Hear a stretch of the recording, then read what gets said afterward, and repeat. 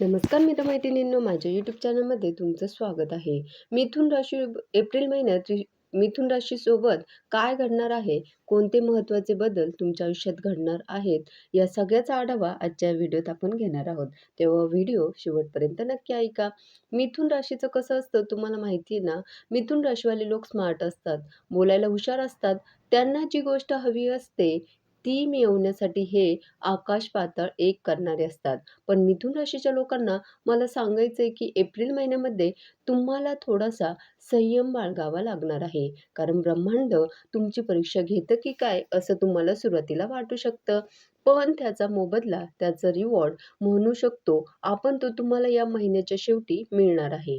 जे काही ग्रहमान तयार होतंय, सूर्य आणि बुधाची जी काही स्थिती आहे, त्यामुळे तुमचं काम, तुमचं नाव, तुमचा परफॉर्मन्स लोकांच्या नजरेत येणार आहे. सुरुवातीला अर्थात तुम्हाला कामाचा ताण जाणवेल. थोडंसं डेडलाईनचं प्रेशर असेल.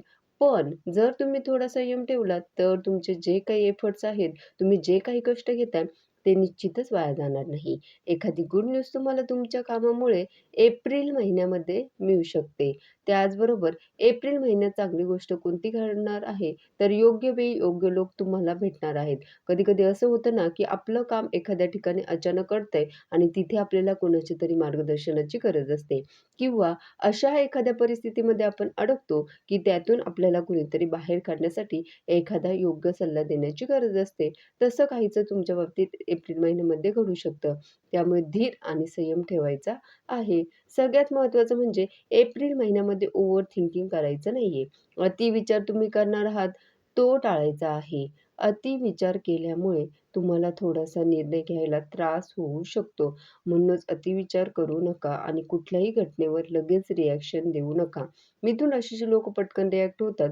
बऱ्याचदा असं बघायला मिळतं आणि ते थोडंसं तुम्हाला या महिन्यात कंट्रोल करायचं आहे. आता बोलूया तुमच्या करिअरबद्दल.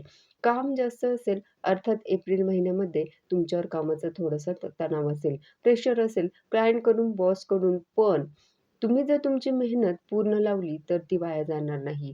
तुम्हाला रिक्रिएशन मिळेल, प्रमोशन, न्यू अपॉर्च्युनिटी या गोष्टी तुम्हाला एप्रिल महिन्यामध्ये अनुभवायला येऊ शकतात. खास करून 15 एप्रिलनंतर तसं ग्रहमान अनुकूल आहे. तुम्ही जर कम्युनिकेशन, सेल्स, मीडिया, टीचिंग या क्षेत्रात असाल, तर हा महिना तुमच्यासाठी गेम चेंजर ठरू शकतो. असे काहीसे संकेत ग्रहांकडून मिळत आहेत. आर्थिक स्थितीबद्दल बोलायचं झालं, तर पैसे येणार आहेत, पण खर्चही वाढणार आहे. त्यामुळे तुम्हाला दोन्हीचा बॅलन्स ठेवावा लागणार आहे. त्याचबरोबर एप्रिल महिन्यामध्ये तुम्हाला एखादा आणखी इन्कम सुरू करायचा असेल, म्हणजेच व्यवसायाला धरून आणखी एखादा व्यवसाय किंवा नोकरी करताय, तर घरगुती एखादा व्यवसाय असं काही तुम्ही एक्स्ट्रा इन्कम सुरू करण्याचा विचारात असाल, तर त्यासाठी एप्रिल महिना योग्य आहे. तुम्ही तुमचं काम एक्स्ट्रा अर्निंगचं काम जे आहे, ते एप्रिल महिन्यामध्ये सुरू करू शकता.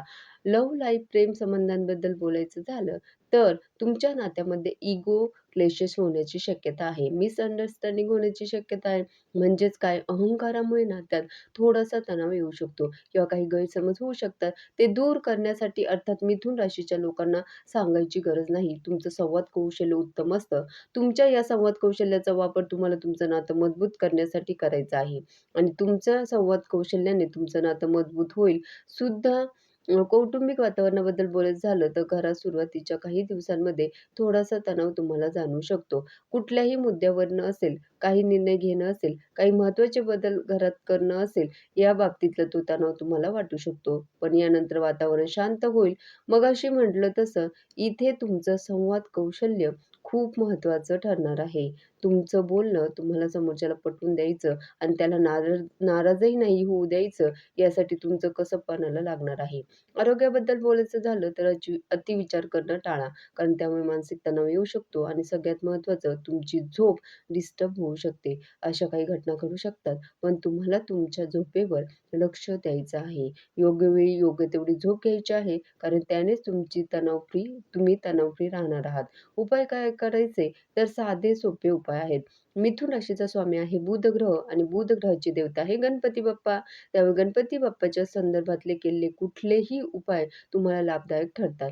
मग रोज अथर्वशीर्ष म्हणणं असेल किंवा गणपती बाप्पाचं कुठलंही एखादं स्तोत्र जर तुम्ही रोज तुमच्या उपस्थितीमध्ये म्हणत असाल, अगदी 2-5 मिनिटं वेळ काढून, तर त्याचा तुम्हाला लाभच होणार आहे. त्याचबरोबर तुमचं कम्युनिकेशन स्किल चांगलं व्हावं, तुमच्या नोकरीच्या ठिकाणी, कुटुंबामध्ये किंवा कुठल्याही अशा क्षेत्रात आहात, जिथे जिथे तुम्हाला बोलण्याची गरज पडते, तिथे तुमचं संवाद कौशल्य उठून दिसावं, त्याचा तुम्हाला लाभ व्हावा, असं तुम्हाला वाटत असेल, तर बुधाचा जो मंत्र आहे, तो रोज 21 वेळा म्हणा. तो मंत्र आहे ओम बूम बुधाय नमः. हा तो मंत्र आहे. त्याचबरोबर थोडंसं ध्यान, धारणा, मेडिटेशन, प्राणायाम या गोष्टी तुम्हाला लाभ देणार आहेत. शक्य असेल तर बुधवारच्या दिवशी विद्यार्थ्यांना काही शैक्षणिक साहित्याचे दान तुम्हाला करणं शक्य झालं तर ते नक्की करा. कारण यामुळे तुमची जी मानसिक स्थिती आहे, गोंधळाची मानसिक स्थिती किंवा तुमचं नशीब साथ देत नाही असं तुम्हाला वाटत असेल, तर त्या गोष्टींवर हा उपाय फायदेशीर ठरू शकतो. हा महिना तुम्हाला नक्कीच शिकवणार आहे पेशन्स ठेवायला, अर्थात धैर्य ठेवायला. त्याचबरोबर स्मार्ट वर्क करायला, तणाव मॅनेज करायला सुद्धा हा महिना तुम्हाला शिकवणार आहे. अर्थात प्रगती आहे, यश आहे, पण त्यासाठी तुम्हाला धैर्य ठेवावं लागणार आहे. मिथुन राशीचा एप्रिल महिन्याचा सुरुवातीचा काळ थोडासा संघर्षाचा असला तरी शेवटचा काळ काळ लाभ देणारा असणार आहे. धन्यवाद.